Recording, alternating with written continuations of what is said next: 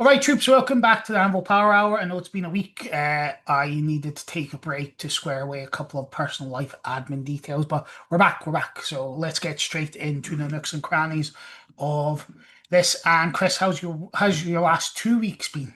They've been good.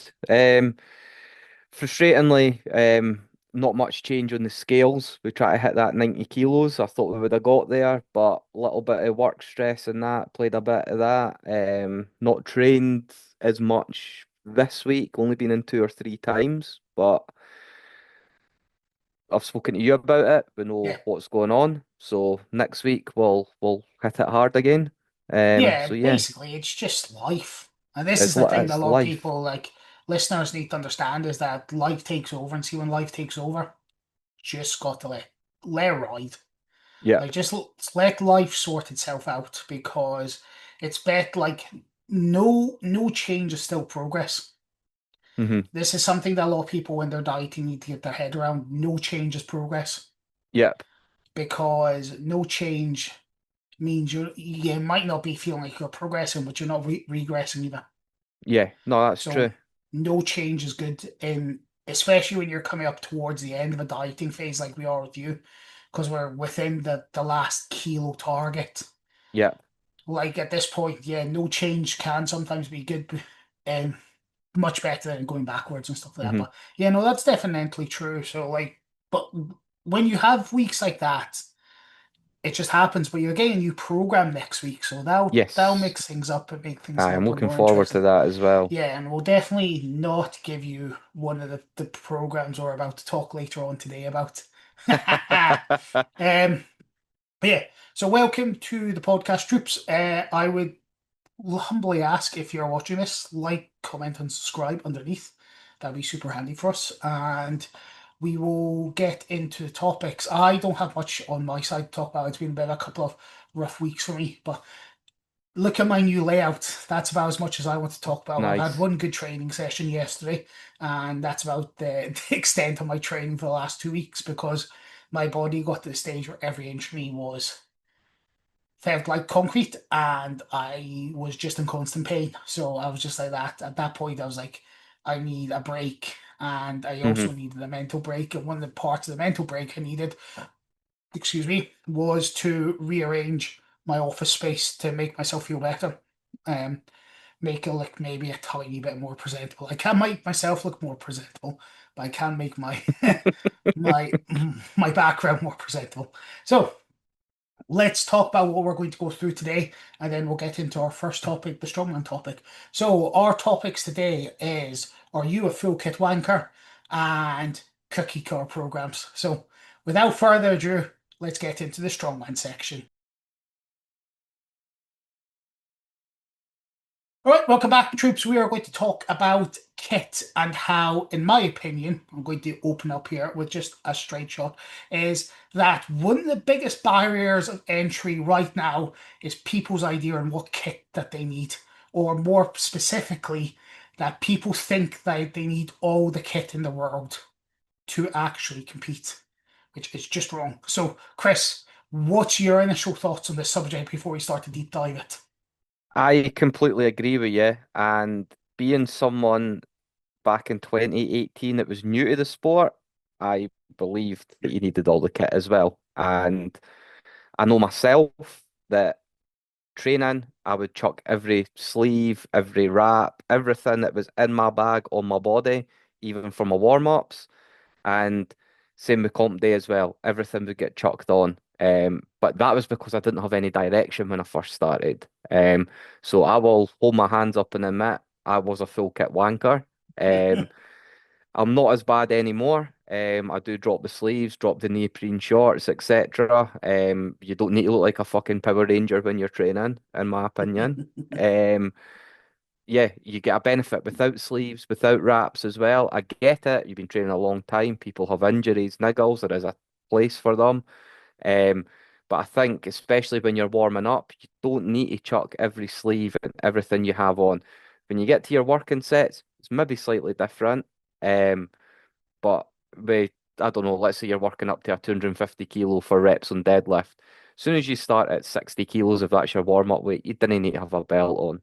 You didn't need straps. reps, get to a No, certain point, then start chucking yeah, stuff on. I would agree. And in this situation, when it comes to training, use it when you need it is always a term I use. And the amount of clients ask me, should I wear a belt now? And I go, I don't know. I Hmm mean that. I'm like, I know. Do you need a belt? No, probably not. hmm Okay, well then don't use it. Do you need a belt? Yeah, probably. Then use it. I can't tell you where, as a coach in a one-to-one environment or on an online environment, I can't tell you when you need a piece of equipment. You need to know when Yep. you need that piece of equipment. So, for hmm example, when it comes to me, I'm a firm component of trying to get as much weight as humanly possible done without any equipment with your hmm warm-ups. And I am actually a big component of doing a lot of beltless work in training as well. But training's a different thing. We're not really talking about the training topic today. We're going to iron back in on the actual topic in question, which is when it comes to competitions. Yep. I have a serious issue with kit and competitions, especially at novice level competitions. I actually think that a lot of kit should be banned at novice level and introductory level strongman competitions. Why? Because you are pricing people out of competing. Because there are some people who can't afford to buy every piece of Cerberus strength kit going because it's not fucking cheap anymore. It used hmm to be fairly cost effective. It's now just as bad as places like SPD and stuff. And SPD right now are kicking the fucking arse out of it. Like prices are going up constantly for a different color of singlet every single year and a different color of sleeves. But And like, but that's what gets people in though, is that changing color, and it annoys I the know, life out of me. Like they've released this pink range, yeah, it's nice, whatever, but it's no different to the blue range, the green range, whatever no, they've done previously. It's no any different, bar a color. it's like singlets and SPD is the football version, is the strongman and powerlifting version of football shirts, where your team will release a new football shirt every year and you'll need to go and buy Hmm it. Yeah. And you'll pay absorbent amount of money for something that you'll be lucky if you get half a dozen wears out of. hmm But when it comes to competing, like it does actively put people off. Now, when I ran competitions, I've got so much stick for this from people moaning. I didn't allow people to use grip shirts in competitions at novice level. And they'd be going, why? And I'm like, because it isn't fair on the people who don't own grip shirts. hmm Like, everyone should have, like, these are the basic bits of kit you need, in my opinion. A good sturdy set of shoes, hmm a belt, and some wrist wraps. Yep. I do not think you need any other bits of kit when it comes to most of the events. A good sturdy set of shoes with a good arch support and good sole support, a belt, and some wrist wraps, and actually figure of eights or straps. Those are the other things I'll probably say. Those are only four bits of kit you desperately need. When it comes to stones, some duct tape. Some tacky's nice, but if you don't have access to tacky, or if you're just learning to use stones, reverse the duct tape so the sticky side's out. That'll still get you some adhesion to the stone. And for your But hands, the stones are yeah, already caked in tacky. You literally exactly, don't need yeah. to apply any to your No. hands half the time. Especially when it comes to competitions because motherfuckers put so much tacky on. In fact, that's going to be a topic for another day is how to use tacky on stones because the amount of people who just leave stones with enough tacky and like that looks like you just poured caramel over it is unreal. Yep. You as the listener do not need all the kit. You do not need, don't feel like you need to go and buy all the kit to start competing. All you like, those are four bits of kit. You need a good sturdy set of shoes. You need a belt, a good sturdy belt. You need a set of wrist wraps and you need the less straps. See if you've those four things, you're able to compete in strongman competitions and do very well. I won my first ever competition with those four bits of kit hmm and they didn't have anything else. Like on the day, there were stones, but they were natural stones. So there wasn't any tacky allowed on them anyway. That's fine. But the first ever competition I went to and I won, those were the four bits of kit. See, Yeah, nowadays you see people turn up with what's essentially suitcase bags full of equipment. I know. And like you've got, oh, these are my warm-up sleeves, these are my competing sleeves, these are my competing wrist wraps, these are my figure eights, these are my long straps, these are my short straps, these are my elbow sleeves, these are my triple ply elbow sleeves for my bit for my one rep max attempts. They're two sizes too small. I need something else to help me into. These are my six sets of shoes, my lifters, my trainers, my boots for doing events, for doing movement events in my stone shoes and my car dragging shoes. And we are like we as strongman and the strongman community are the problem here because we force people into buying these things thinking that they need it to get ahead on the game.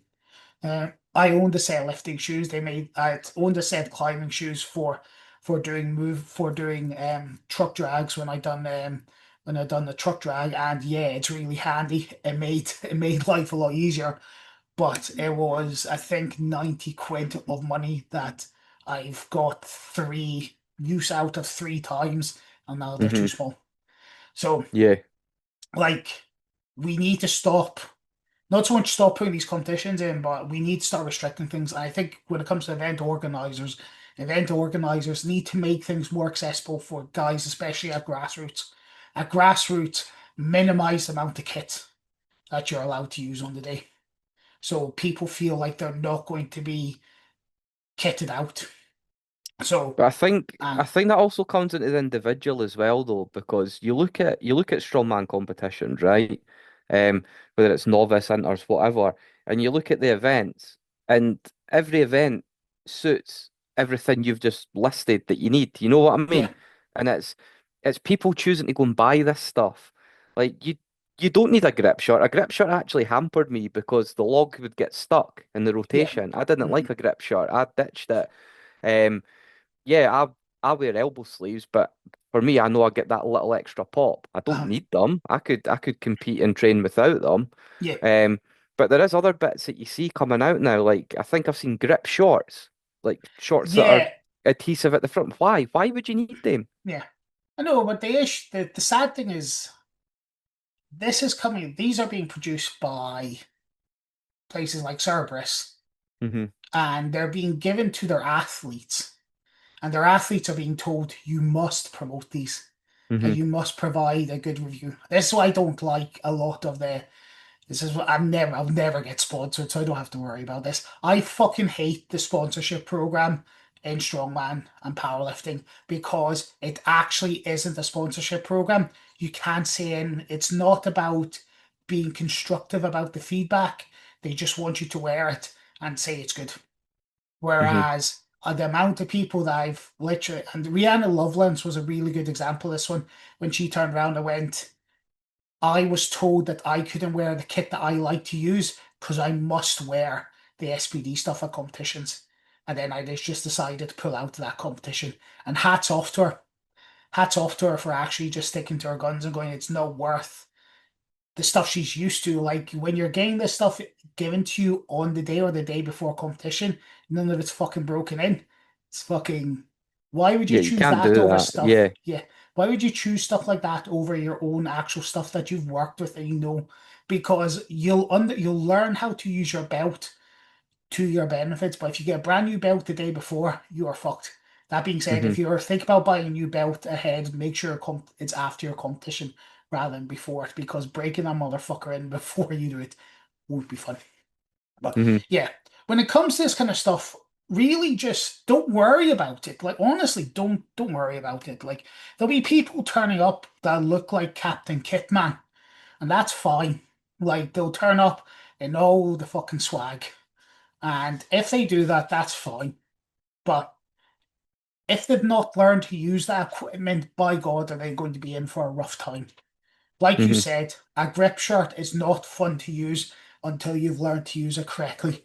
And I do Yep. think grip shirts, when it comes to logs, actively hamper your log pressing because not only does it restrict your ability to clean, see when you're pressing off the chest, that little sticky sensation of it sitting on your chest really can fuck with your mind.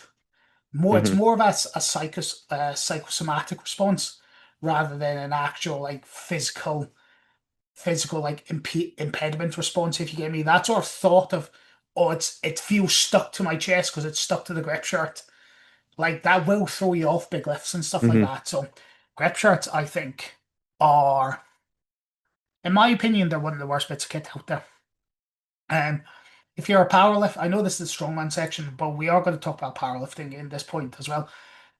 The amount of people that buy these like these grip shirts for squats, A7 grippy shirt for squats. I'm like, why are you doing that? Because that totally defeats the purpose of you getting used to having that weight on your back at competition. Hmm. You're not going to be. I can understand grip shirts because you can use them at competitions, but in powerlifting, why the hell are you going for grip shirts? Oh, it's to Yeah. help preserve my back, get stronger. Like that bar's on your back at least 3 times a week on average, because some of you fucking boring bastards only ever do SBD. Like, and these are the people I see wear them, the ones who are doing SBD all the time. I'm like, if you have problems keeping that bar on your back and all you do is SBD, you have bigger problems you have to sort out than having a grip shirt. Yeah. Build a bigger upper back. Build some Yeah, rear delts. big, yeah. Actually work on muscular development of the areas to help your ability to hold it on your back. And I'm right in But saying as well that in powerlifting they can't be used on comp day, right? no, they can't be The used in grip shot. competitions, which So is why using why them in training then? exactly, yeah. So, and this is the problem. Like a lot of people are using this kit or they're being sort of enticed into buying this kit Hmm. that, okay, might get some benefit on training days, but when it comes to competitions, you can't train it all the time. You have to get used to just having that bar on your back. Yep. Now, the thing that I'm concerned about when it comes to brand new lifters is they feel like they need to get all this stuff, and you shouldn't need to get all this stuff. And that's what we're talking about in this or podcast is like there's only certain bits of kit you need. You do not need lots and lots of equipment. So don't feel like you need it. I've already talked about the 4 bits. Those are the 4 bits of kit you need. You'll be good with that in any competition. Then all you need to get after those 4 initial bits of kit, some tacky kit is the next best thing that I think is most important that you need. And that is some tacky, some gaffer tape, silver gaffer tape, and then the next 2 things you must own if you have a tacky kit, because you are not going to find them in any gym come love nor money. WD-40 and a towel. Like, I remember we ran our first competition and Lewis Jack walked into the gym for the competition and he went, "Is that a tacky bucket?" And I went, "Aye." And he was like, "Oh, I've never seen one of those in the gym before." And that's like, No, that's fair comment. I think you guys were the only gym. GBA as well. You guys in uh, GBA were the only ones that had tacky buckets. yeah. So like where we kept towels and WD-40 to clean yourself down with. But if you're going to go and use stones and use tacky, WD-40 and and a towel, have it with you. Because I will put hard money on the fact that the gyms don't have them. Hmm. And and it will just end up with absolute chaos afterwards.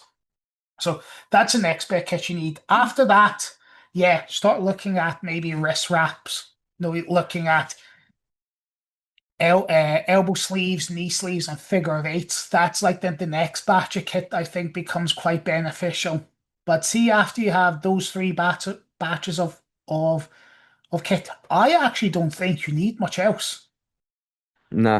Not for general competition wise. Like for little, there might be some things you could benefit from for bespoke events, but all that kind of stuff is absolutely plenty. I don't think you need anything else either, realistically speaking. Anything else is a bit superfluous to the Hmm. cause, but could be beneficial for an individual event. Uh, Yep. any closing thoughts on this for yourself? Because I think I we've kept just this short, one of but the ones I'd touch on is the elbow sleeves. I see a lot of guys ditching them now because it's hampering cleans. Yes. Richie, that I trained with, he ditched him for his axle because he couldn't Mhm. get the pop off the belt. You Right. know what I Yeah. mean? So this elbow sleeves have a good and a bad point, and it comes down to the thickness of the limb. Hmm. So Richie has quite short arms, but he has Yes, quite large biceps. that's true. Yep. So the issue you have is when he's wearing sleeves and he contracts, that bicep will pop up, which is going to probably make that sleeve roll down Hmm. into the groove, which is going to make things much more uncomfortable for him. And the other thing you tend to find with things like sleeves is they can throw you out of position, and that's probably why he's changed because it throws him out of position slightly, Yeah. and he's not comfortable for it. Whereas knee sleeves, I think, have a place in competitions, but I actually don't think elbow sleeves have that much of a place in competition. Elbow sleeves are purely on a if you prefer it spectrum. I don't think they give you that much extra bang for buck in your Me events. personally, I prefer them, but I You think it's prefer a them comfort. I think it's a comfort thing for thing me. rather than, do you think it's a comfort Yeah. thing rather than a performance thing? Yes. Totally. Uh-huh. Totally think And that. that's Yeah. fine. And there's some people that will actually get a little bang for a buck out of some sleeves. I don't Hmm. get any benefit out of elbow sleeves. I actually find them just a hindrance. And I've owned a couple of pairs. I've owned a pair of double plies and I've owned a pair of triple plies. And I actually think they were just more of a pain than the arse than they were actually worth Hmm. actually having. Like they impacted too much by either what I found really bad is they really pinched into my bicep and caused a Right. lot of circulation issues from my hands. And I did not Yep. like that at all. So when I was starting to feel like blood pooling in my hands because of circulation pinch off because of the sleeves, I was then having issues with sensory control of my fingers, which is quite important when you're trying to log press overhead. Because when you start losing sensory perception of your fingers, things can go horribly wrong. But yeah, so sleeves, I think elbow sleeves are one of those things that you buy a pair, but buy a cheap pair to start if you're going to use them. Because don't waste a lot of money on them because you might not like them and they might impact you. The other thing with sleeves, especially elbow sleeves, is do not make the decision after a single day. Actually take maybe a training block of at least 3 to 4 weeks of working in them to find out Hmm. if they benefit you because you're not going to probably not to like them on day one, but you might find you like them after 3 or 4 weeks. But you're going to have to actually take the time to find out if you like them rather than actually just trying them once and then throwing them in the bin. So Yep. it is something that you have to actually adapt your training to, just like grip shirts. Grip shirts, you need a block in it, like suits, you need a block in suits, in deadlift suits, etc., to get used to it. You can't just simply put it on and then magically add extra numbers on. Same with sleeves, same with grip shirts, same with suits, all this kind of stuff. Compression shorts, which are the up and coming one that everyone's into right now, I think that they have their benefits for keeping the hips warm, but that's about it. Hmm. But don't stand about so much in training. Stay moving, and Hmm. that'll help keep your hips warm as well. Like you shouldn't have to rely on kits to keep joints warm. Just move about a little bit more. Um, that might be a question how long you're training, if that's becoming an issue that you have to worry about, or you need to stretch more. I think one thing just to wind back ever so slightly that you touched on Uh-huh. there was deadlift suits. Deadlift suits doesn't make you a full kit wanker. They do have a place in competition when they're allowed Well, as well. yeah, 100% do, and I don't, but you don't need a deadlift suit for your first ever competition. No, you don't, but if you keep going on through work up Yeah. through novice, Mhm. inters, get to national level, then yes, by all Yeah. means. Yeah. You definitely need, but owning all this kit doesn't make you a full kit wanker as well, I don't think. Like it's owning it without actually just for the sake of owning it that It's makes you a full owning it kit wanker. without purpose, owning it without Yes. purpose, Mhm. owning it for the sake of owning it. I think that's the Yeah. point we're trying to get at. Yeah, like all the kit here has a place in it. And some people do, like some people massively benefit from a grip shirt. A lot of people benefit from a grip shirt when they're doing yoke. Yeah. Um, and it's probably one of the few times I'd maybe consider one, but even then I wouldn't consider it myself. Like I don't like grip shirts. I Hmm. don't think they're as beneficial as what people make them out to be.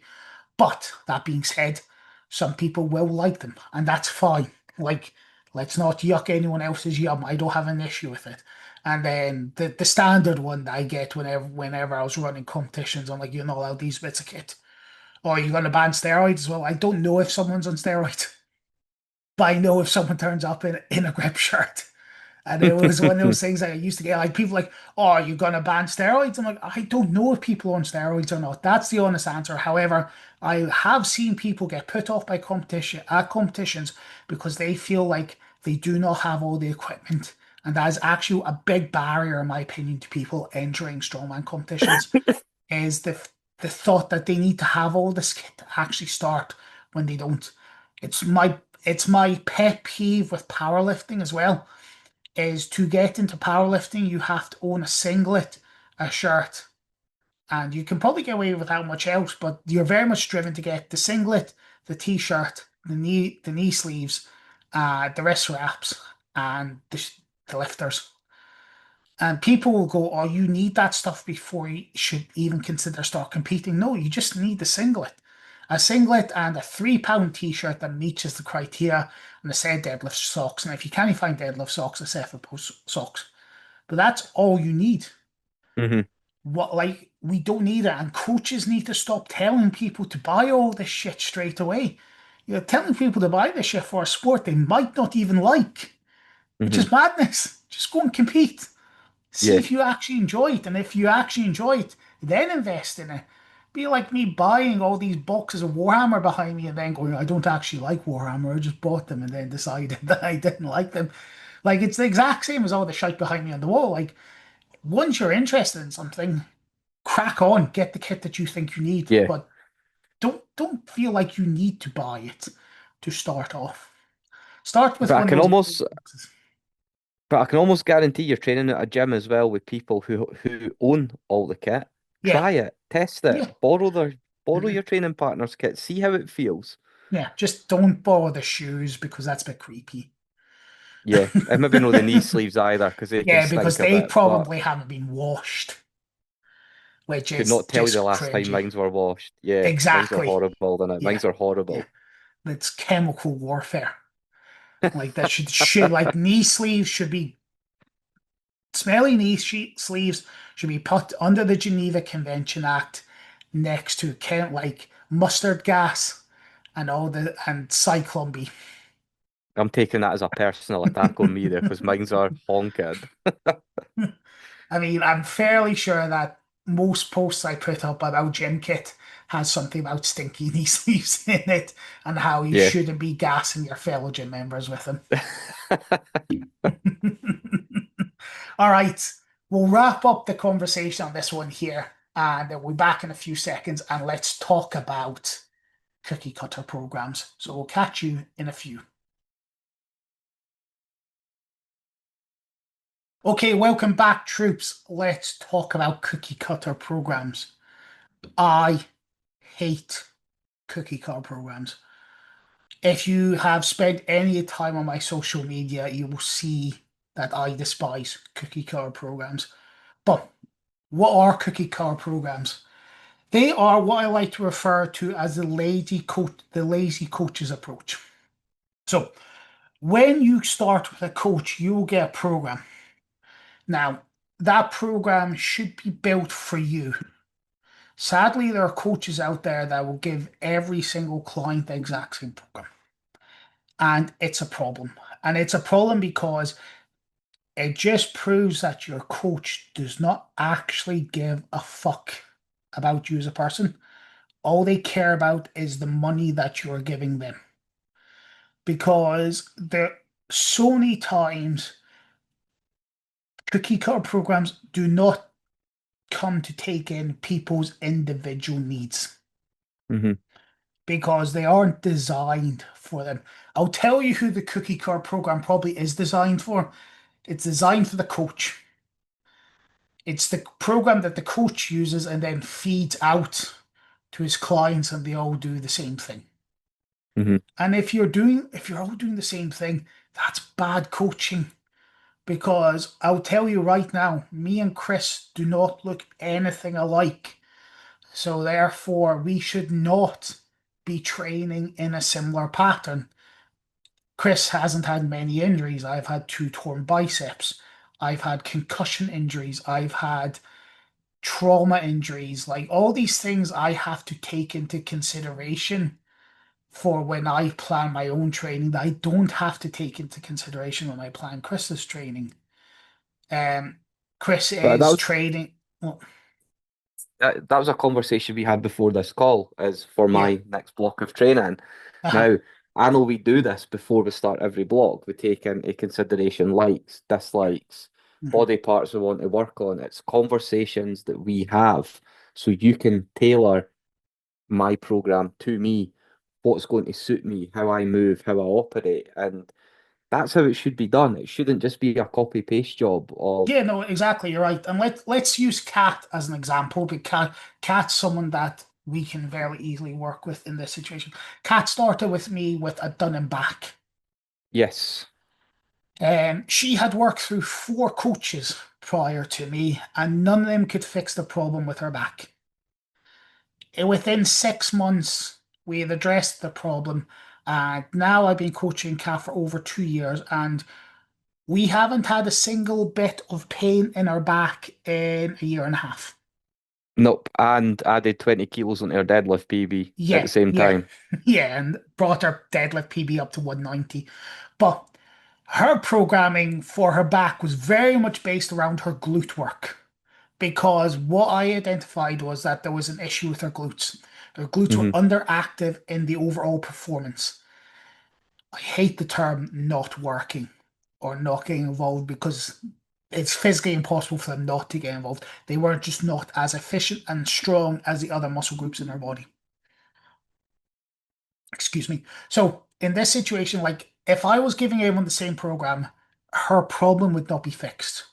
She'd Hmm. still be in pain, she'd still be upset, and she'd still be stressed about it. But that pain's gone. She's pulled some of the biggest numbers she hasn't ever done in her life, and that's because we have addressed the problem.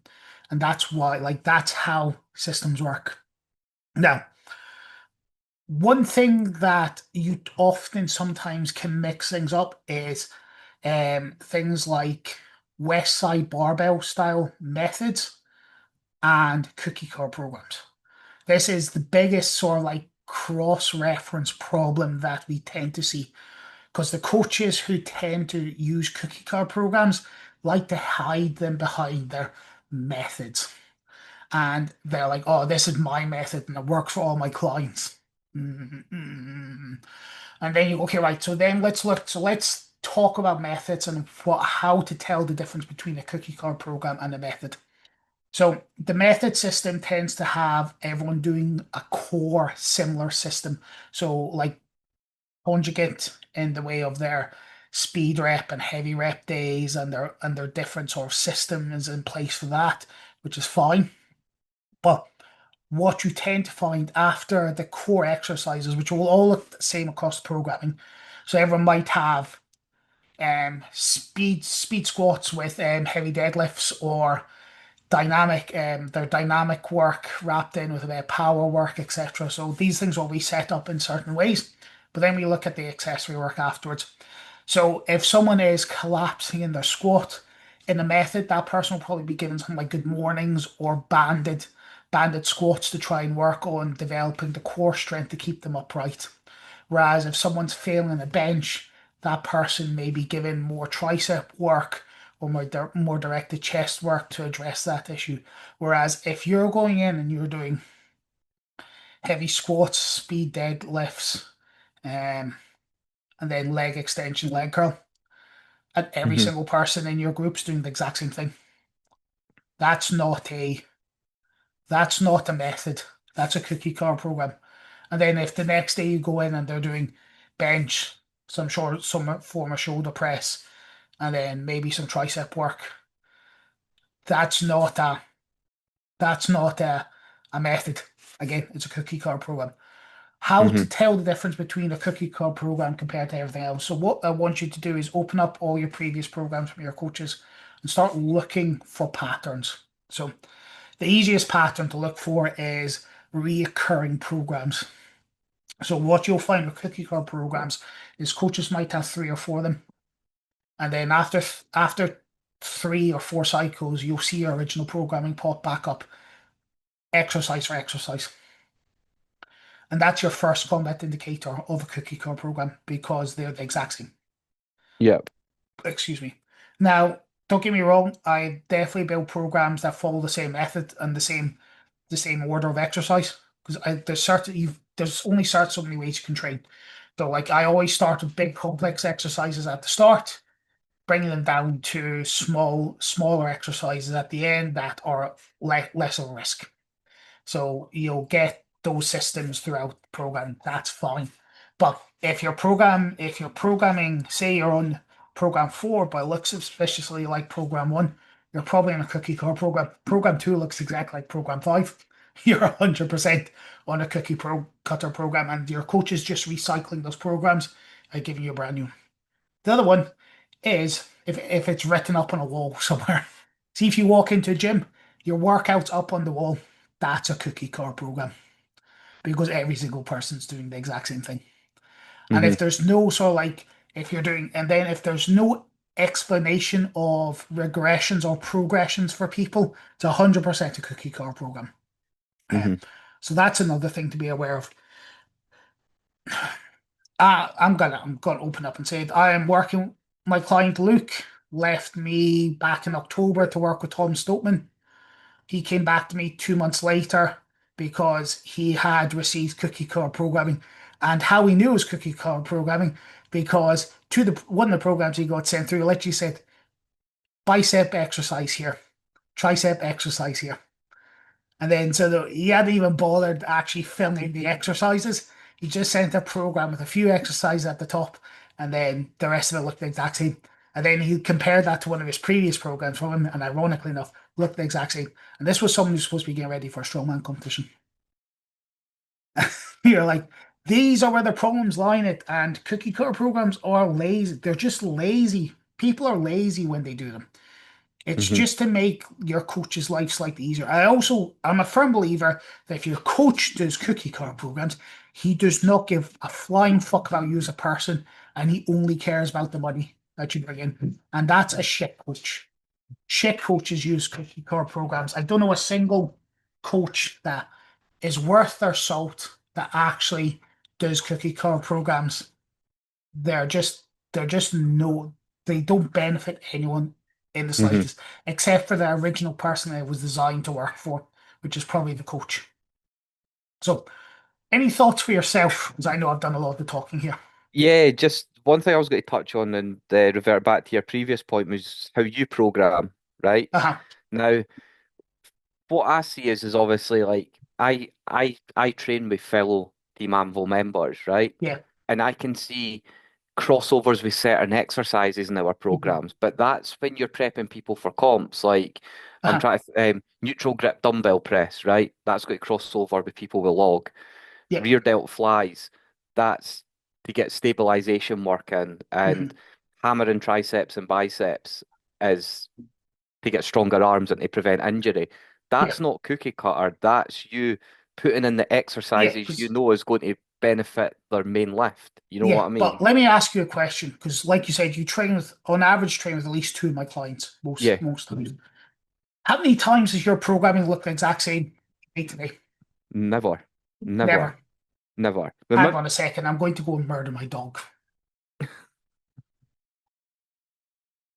He's walked away. He's put a ball underneath the desk, which is underneath the chair, which is problematic, and he's trying to get to it. So if you're hearing scraping underneath me, that's what's causing it.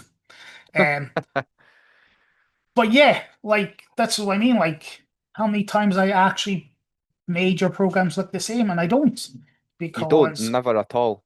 Yeah, no, there's maybe and one or two exercises that are the same mhm, on overhead day or deadlift day, but yeah, that's because they're good accessories. The uh-huh, main lift is never the same, but yeah, we might get some accessories that crossover is the same.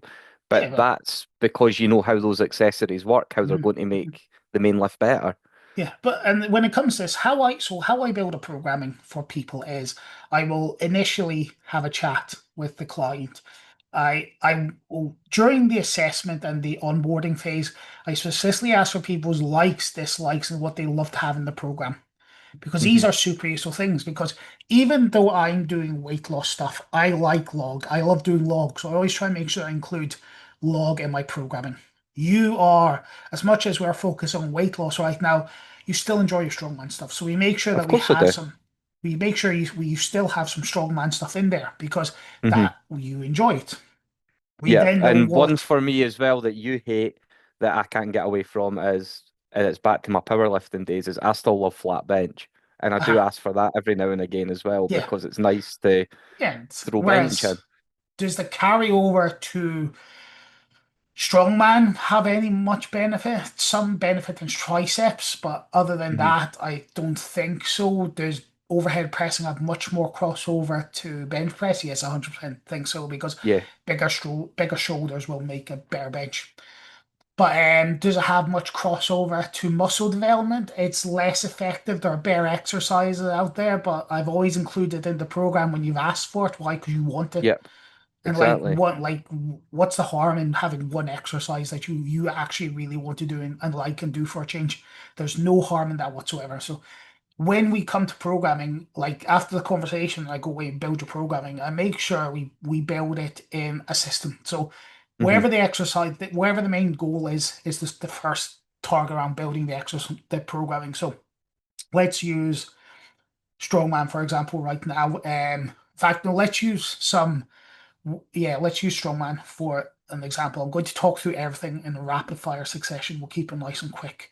So strongman, your events are the core point of your programming. After that, what we do is we look at where you are struggling in lifts and then we prioritize those as your accessory work. So if that's a lockout, you'll probably see more depths. If you are struggling to clean the log, you're going to see a bloody ton of cleans go into your programming. But that's how we sort of build these things. We build these things around where you're lacking. And then what we Hmm. do after that is we prioritize some physical progress because I do believe that even though we are all like strongman clients are wanting to get strong, having a good body, I think, is just as important for strongmen for their confidence and their self belief and their moods and stuff like that. So we add that in. And then afterwards, we look at injury prevention exercises, which I'm a big proponent of hammer curls, bicep curls, tricep extensions, rear delt flies, hamstring curls, all the sort of like high risk sites in strongman. We try and make sure that we get lots of directed blood work into to help develop the muscle tissue to make sure that it stays nice and healthy. Now, Hmm. when it comes to weight loss, that plays slightly different. When we come to weight loss programming, we're actually programming things to try and first things first is maximize the amount of energy expenditure we can develop during training, but also trying to pair things together to try and increase intensity.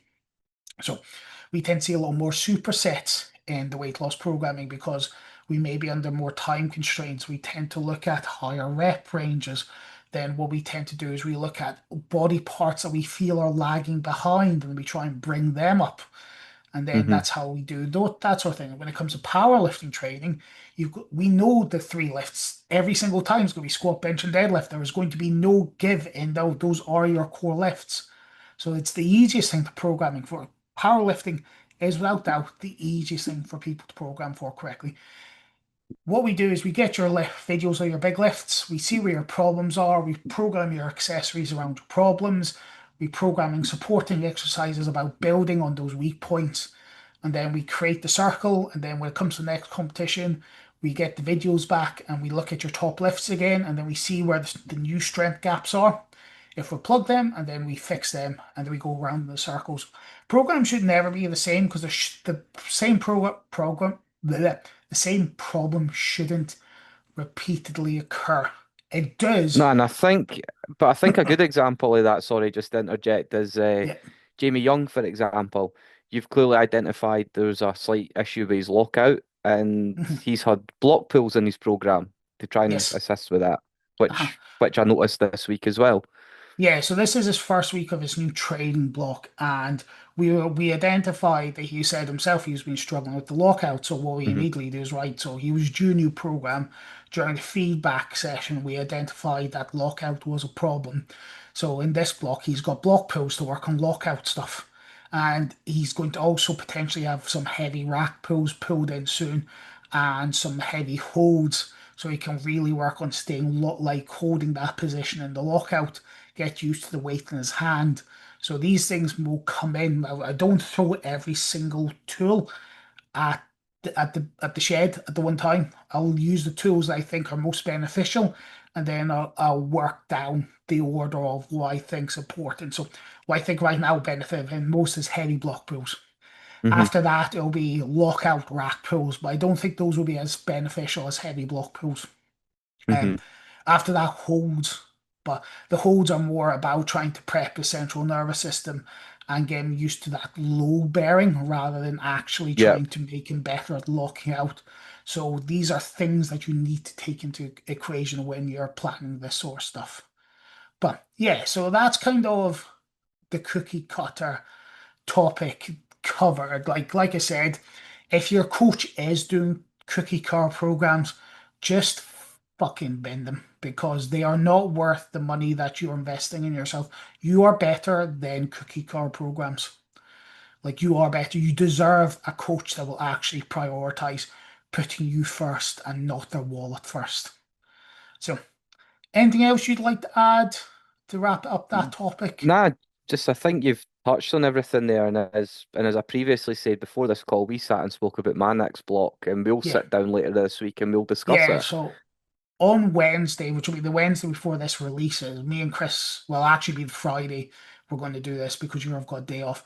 We're going to sit down and we're going to actually physically build the wants and needs for the next programming, and then I'll go away and prep it and stuff like that. So, but yeah, so we're going to wrap up the podcast here.